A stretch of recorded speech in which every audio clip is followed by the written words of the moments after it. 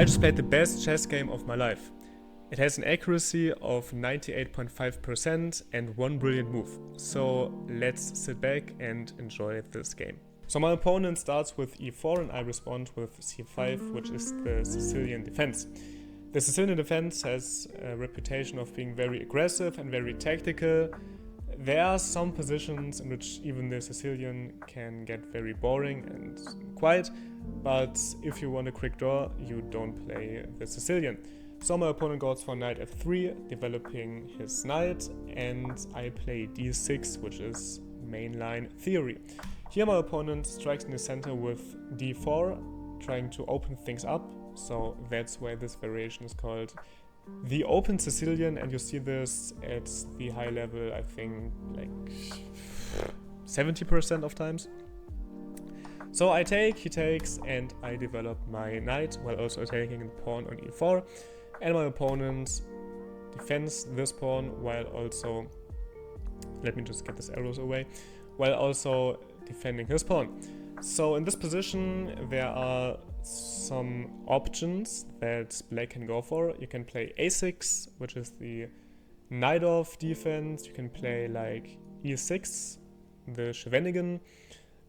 You could also go for knight to c6. That is, I think, the classical Sicilian, or you can go for e5, that is the Schweschnikow. However, I really like to go for the Sicilian dragon while playing g6. So from here my game plan is rather simple: put my bishop on f7, castle short, queen here, knight here, a6 maybe, and then putting this bishop out here. And then see what white does and respond in an appropriate manner. So my opponent actually goes for the most exciting line, which is f3. This move at the first glance seems a bit strange because you're weakening the dark square complex around your king. But we will see why this move was being played. So I just developed my bishop and he develops his bishop as well. And right now we can see why f3 was a move, because if he didn't play f3, I would have had knight to g4, excuse me, and attacking this bishop. He really wants to keep this bishop for reasons I will explain to you in 2 moves. Yeah. So he plays queen to d2, and this move's intent to play bishop h6 and force a trade of bishops. Why? Because when you look at my position at this box in which my king is, the bishop defends the dark squares. I mean, if my bishop wasn't here, you can imagine it being like not in the game. The dark squares are really weak here. So he wants to remove the defender of the dark squares, which is my dark squared bishop, and then castle long. And after this, he will just start pushing his pawns forward and attack my king. So I just develop my knight, and after he castles long, as f3 indicated, I just try to break open the center, which is in general the best idea if your king is in danger of being attacked. If you break open the center, the attack of your opponent becomes a lot less powerful. So he decides to take my knight, and I recapture obviously, and here he plays king to b1, which is a mistake according to Stockfish. I guess this move was just a little bit slow. I think just putting pressure like this earlier in the game would have been the better decision. So I play bishop to e6, which is also inaccuracy according to Stockfish. I mean, this move makes some sense. I'm just solidifying this pawn here in the center, so that my center here is more stabilized. I like this move. I don't know why it is so bad. Stockfish preferred bishop to d2 in this position, going for something like this, but yeah, however. So I went for bishop to e6, and my opponent brings his queen one step back, because right now I have an X-ray attack on my queen. If this pawn decides to capture here or move forward and threaten this fork. So I go for rook to b8, which is the best move, and I'm really trying to put pressure here on the pawn. I think this pawn is the weakest pawn on the board right now, because it's only protected by the king, and notice that my dark square bishop is staring at this diagonal. This will be important in a few moves. So my opponent goes for bishop here, which is a mistake, because I can punish it in a very brilliant manner. I go queen to a5, attacking the bishop while also putting a bit of pressure on this pawn and this knight. But what I didn't saw is that my opponent can take my pawn. Or can he? In this position my rook is hanging, and I just lost the pawn, so things don't really seem to be working out for me as well as I hoped for. So in this position, with my rook being attacked and being down a pawn, I just decided to sacrifice my knight. Straight up, here's my knight. You can have it. You could also have my rook. I don't care. I just want to sacrifice something. This is a brilliant move, and of course I will get something back for this knight, as you will see. So maybe you are asking, okay, why can't I just take this knight? The thing is, this rook is staring directly at the king,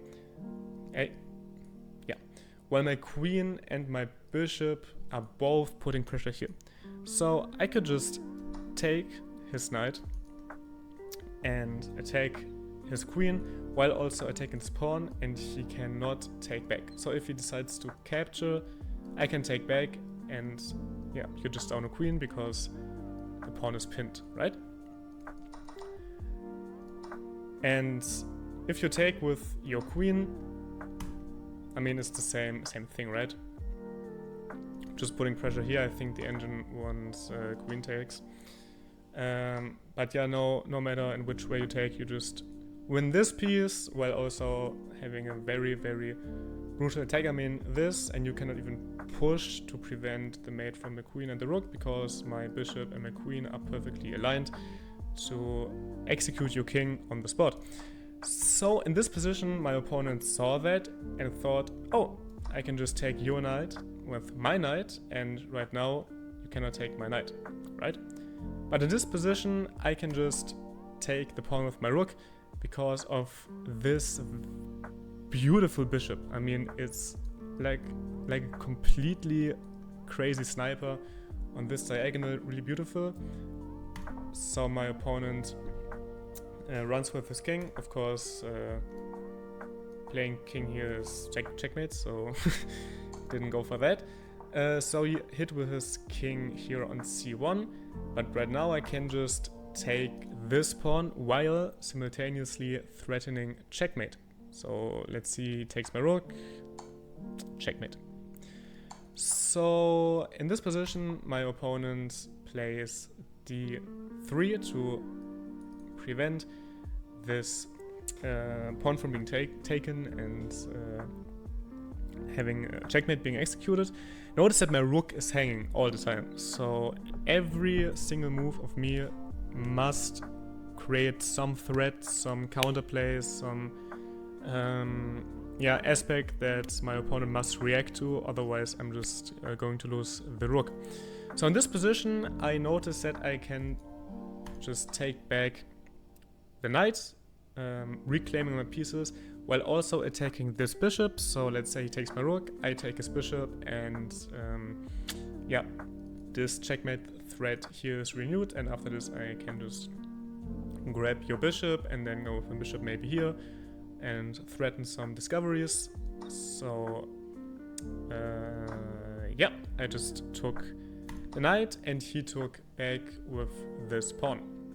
And quite funny, I just told you about the weakening of this dark squared complex, right, with the move f3, and right now we can see why this is very very important, because although the king is on the opposite side of the board, right, it's here on the on the queen side and not here on the king side.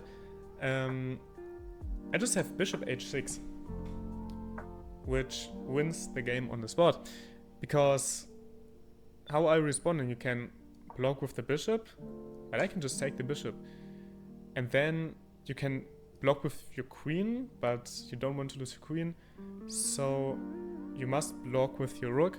But very important, blocking with the rook here takes away the escape square from this king, so queen here is just game over, checkmate, and this is how the game would have ended if my opponent didn't resign earlier. So yeah, this was my game.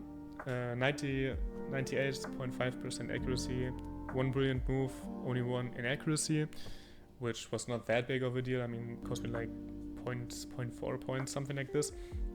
Yeah, so I'm really proud of this game. It was definitely the best game I've ever played in my life. I hope you guys enjoyed it as well, and my commentary. If you did, please leave a subscribe, please leave a subscription, and like the video or write a comment. I will respond to your comments if you write some. So yeah, thank you for watching, and we will see each other in the next game analysis. Have a great day.